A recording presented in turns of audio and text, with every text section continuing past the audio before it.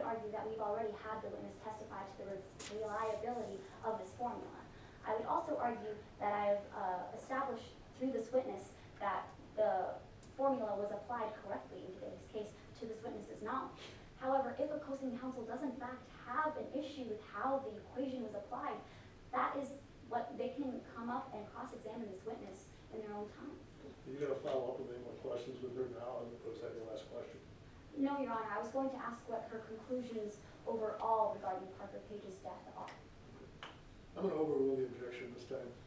And I think on a dispositive note, there's 4 factors that have to be considered, right? Just because they come in doesn't mean that they automatically is going to be admitted. I think that's what he's arguing as far as the dispositive nature of that case goes. But I'm going to overrule the objection. She's gotten this in.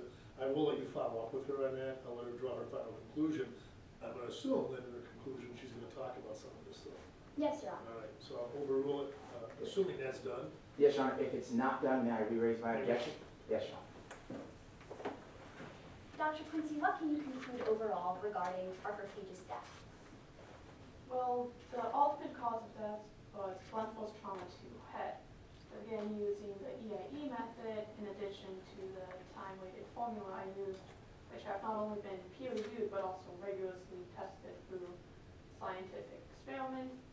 I was able to use those to determine time of death.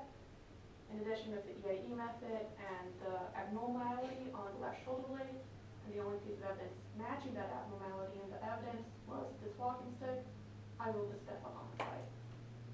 Thank you, Dr. Quincy. I have no further questions. May I approach the desk, Drew? Yeah.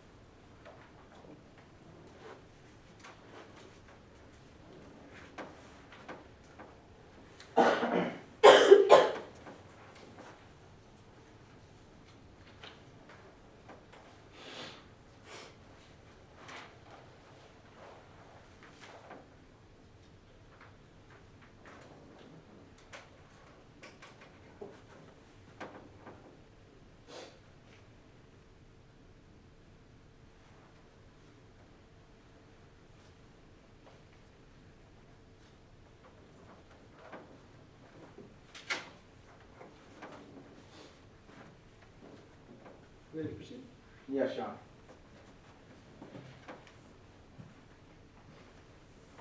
May I proceed? Yeah. Good morning, Dr. Quincy. My name is Charles Graham. I'm just going to be asking you a few questions on behalf of Ms. Ryder. I want to pick up right where you left off on direct examination. Now, what you just told the members of the jury was that you ruled Parker Page's death a homicide, right? Yes, with all 3 aspects of the EIE method met. Right. You conducted an external examination, right? That is correct. And internal examination, right? Yes. But Dr. Quincy, after you conducted those 2 examinations, you didn't have a ruling on how Parker Page died, right? Before I was able to get to the 4th and final step in the EIE method, I did note that there were accidental and homicidal possibilities. Then once I got the evidence, I ruled it a homicide. So that's a yes to my question. You didn't know how Parker Page died after conducting those 2 examinations, right? Well, I knew how she died. She had died from blunt force trauma to the head. Right. You couldn't rule it accidental or homicidal. It was left open, right? At that point, I could not after only 2 out of the 3 steps had been completed. But then what happened was Detective Chesney, well, she brought you some pieces of evidence, right? That is correct. She brought you 3 things, right? That is correct. She brought you a multi-tool, Yes. a shovel, Yes. and a hiking staff. Yes. And only the hiking staff showed resemblance to any injuries found on the body. Permission to approach and retrieve that hiking staff? Sure. Dr. Quincy, this is that hiking staff, right, that you examined? That is correct. So what you did was you measured the bottom of this hiking staff, right? Well, that was one part of it, but I did take measures through that entire object. Right, and you found that the bottom of the hiking staff, well, it matched the bruise, right? Yes, the only abnormality found on the body. And at that point, you determined that this had to have been a homicide, right? Yes, because it matched it perfectly with the dimensions dimensions found on the bruise. And using scientific reasoning, it's scientifically conclusive that this was a homicide. Now, you'd agree with me that the bottom of this hiking staff is a full circle, right? Yes, But the bruise on Parker Page's body, it was a semicircle, right? yes, and to explain that, it is quite difficult to get that entire tip of the walking staff onto your collarbone. You kind of feel yourself actually that your collarbone juts out a little bit. Dr. Quincy, redirecting you back to my question, this is a full circle, right? Yeah, And the bruise on Parker Page's body was a semicircle, right? which makes perfect sense considering the location on the body, yes. Now, Dr. Quincy, you measured 3 things in today's case, right? Could you be more specific? Well, you just measured those 3 things that Detective Chesney gave you, right? Those were part of my examination. Now, you agree with me that Parker Page, she had brittle bone disease, right? Yes, type 1, the least severe kind. But it was severe enough to make it where she bruises very easily, right? That is a very common symptom of brittle bone disease. You brush it. Objection, Your Honor, to lack of personal knowledge, may I be heard? Sure. Your Honor, the question that was asked was whether or not Parker Page bruises very easily.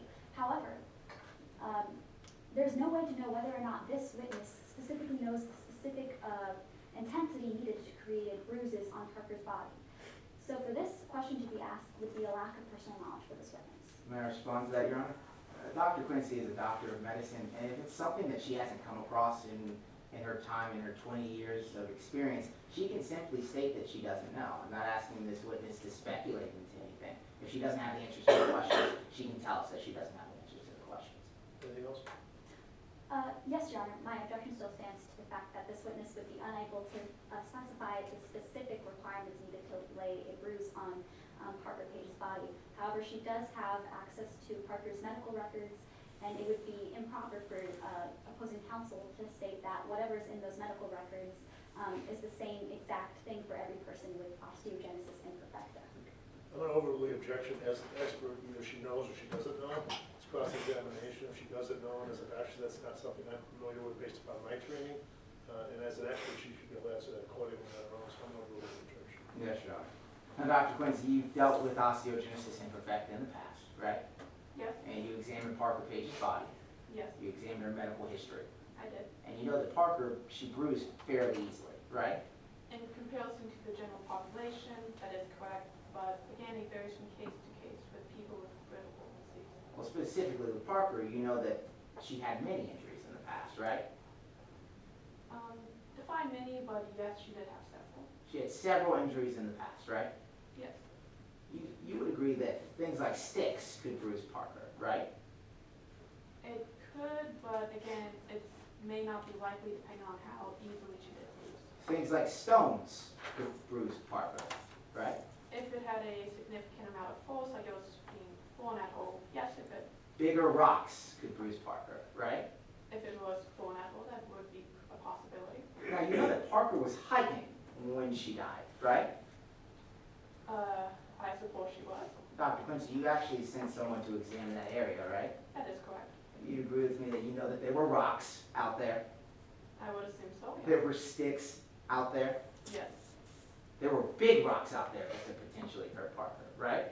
yes, So what you did was you examined all of those things to see if there was anything else that was 2.25 centimeters, right? that would be impossible to do.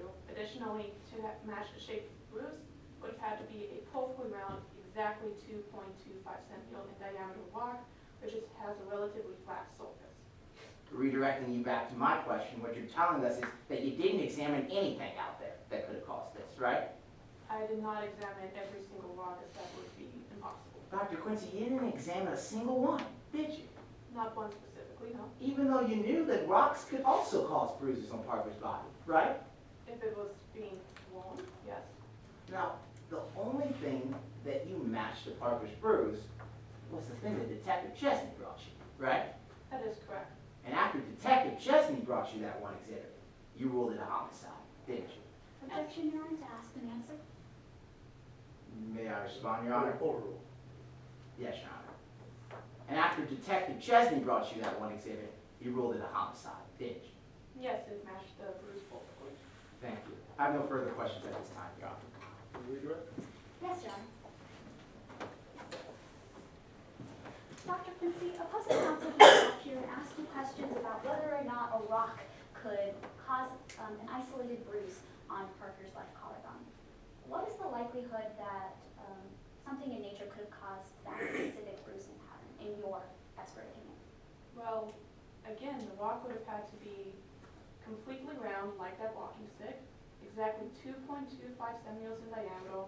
Additionally, it would have to have a semi-flat surface. The possibility of that is infinitesimal. In addition, the collarbone was also broken, which is another important factor. It would have had to at least been formed of some amount of force, hard enough, even though Parker had a brittle bone disease, it would have had to have significant force in order to actually break the collarbone. Thank you, Dr. Quincy. I have no further questions. Recross? And there's no recross, Your Honor.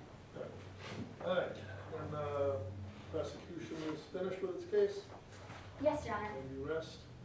Yes, Your Honor. Defense is ready to go, but you want to take a break? Yeah, we would request just a brief Why don't we do 5 like 5 minutes, because it's 10:30, and so you guys have had a good prosecution around here, so let's take a break at 5, so we